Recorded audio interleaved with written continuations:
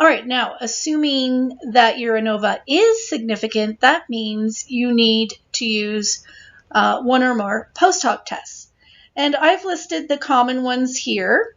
They are ordered in a particular way from least to most conservative, and I'll explain what that means in a second. So we've got LSD T, Newman-Cool's, Tukey, and Scheffe. Now, I don't have you do Newman-Cool's on SPSS because it's kind of clunky. So what I always recommend is that when you set up your ANOVA in SPSS, ask for an LSD T test, a Tukey, and a Scheffe, and then compare your results, the information that you're getting from each test. And I'll talk more about that in a minute. But what does it mean to say that this is the least conservative? In other words, most liberal. And what does it mean here to say that it is the most conservative or least liberal? Well, if we say that LSDT is liberal, what we're saying is that, in a way, it kind of sets a low bar. That means that it makes it relatively easy for you to detect significant differences between means. Now, that also means that these tests, LSDT, are very powerful, right? Remember, power is correctly identifying a treatment effect when in fact it exists. And in order to identify a treatment effect, you first have to find significant results, right? You have to be able to reject HO. And LSDT, by setting that bar very low, gives you the best chance of rejecting HO. However, LSDT also carries the greatest risk of a type 1 error. All right? By setting that bar very low, some effects can sneak by, right? Sneak in, and you think you've got something there, but in reality, you don't.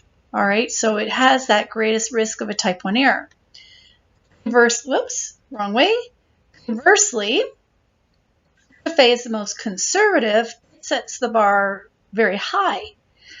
That means it will detect fewer significant effects compared to LSDT. So it's not as powerful. In fact, on this list, it is the least powerful. But, on the positive side, it carries the smallest risk of a type 1 error. All right. So, and then of course, Newman-Cool's and Tukey are in between. All right. Some fun facts. Scheffe, forgot the accent. Scheffe is so conservative. All right. Sets the bar so high. It can say nothing is significant even when the ANOVA is significant. All right, so again, process that. So you've got a significant F value in your ANOVA. That's telling you that there's something there. So then you go ahead and use Scheffe, and you're expecting Scheffe to tell you this mean is different from that mean, or whichever. And Scheffe comes back and says, no, there's nothing there. All right. So in that case, you know what I would do with Scheffe, right? I would not use it because I'm looking for significant effects. Anyway, so that's how conservative it is. And, the mnemonic I like to use to help you remember is think of Scheffe. Now I'm going to stereotype, and just so you know, not all people fall into the stereotype. In fact, a lot of people don't. But the French have a reputation of being a little stuck up. And the accent here is because Scheffe is a French word. And Scheffe you can think of as stuck up, right? What's the word I'm looking for? Well, not the word, but anyways. So Scheffe is turning up its nose, going, you're not significant, you're not significant. Who do you think you are? You're not me. You're not significant. So Scheffe is very stuck up, and the only thing that it sees as significant is probably itself. Whereas LSD T, on the other end of the spectrum, is so liberal, it can say means are different even when the ANOVA is not significant. So normally, when you get an ANOVA, an F value, that is not significant, you would stop, right? That's the rule, you stop. Unless, of course, it's a test or a quiz and I tell you that I want you to continue, because I do that sometimes, right? I'll say, ignore the fact that it's not significant. I still want you to do this. But if this was, quote unquote, the real world, you would stop as soon as your ANOVA is not significant. But let's pretend you didn't know this rule and you went ahead and you did an LSD-T. LSD-T is so liberal, it can actually find, or it thinks it's found, significant differences between two or more means. So the mnemonic here should be pretty obvious. What happens when somebody is on LSD? They hallucinate. So they might be hallucinating significant differences between means when in fact there is really nothing there. And remember, LSD-T does have that highest risk of making a type 1 error, saying something's there when in reality nothing is there. All right. And you might also, if I were to ask you, what type of person does LSD?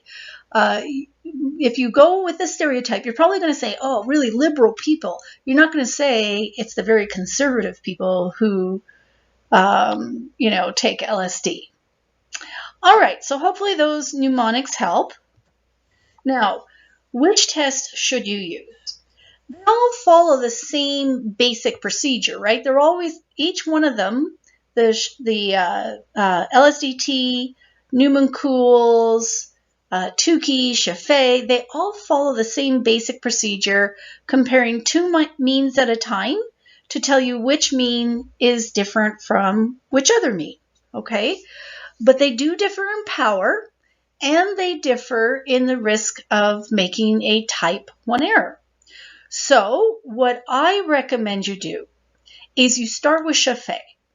Now, the reason for that is, one, it carries the lowest risk of a type 1 error, and generally speaking, we are very concerned about making a type 1 error. But the second reason why I recommend you do Scheffe is because it looks the most impressive to other people. So if you're publishing or you go to publish something and somebody's reading your results section and it says, that you did a Scheffe post hoc test, then the reader's going to go, oh, wow, that's impressive, because Scheffe doesn't like to see things as significant. So a lot of times in statistics, which ones we report depends on which ones will make us look the best. I know that seems kind of trivial and everything, but, when in Rome, right?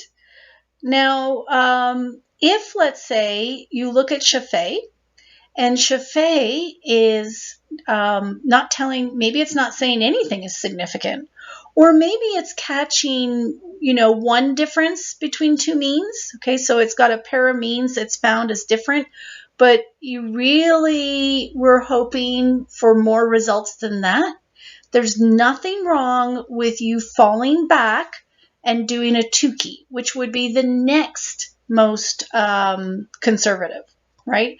So a Tukey would kind of like be it would be easier to find significant effects using Tukey, and it's still not bad in terms of the risk of a type 1 error. It's not, that much higher than Scheffe.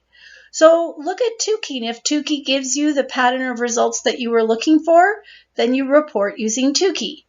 And if Tukey doesn't do it, well, last case, or as a last resort, look at LSD T, all right? But I wouldn't start with LSD T because, researchers reading your paper, if they see that you used an LSD T post hoc test, at the back of their minds, they're probably recognizing that you had no other choice, that you resorted to the easiest, most liberal test possible, and it wasn't because of preference. And so, they may snub their noses up at your results. So going with impression management, start with Scheffe, then Tukey, then LSD T, and see again if you can get the pattern of results that you're looking for with either Scheffe or Tukey.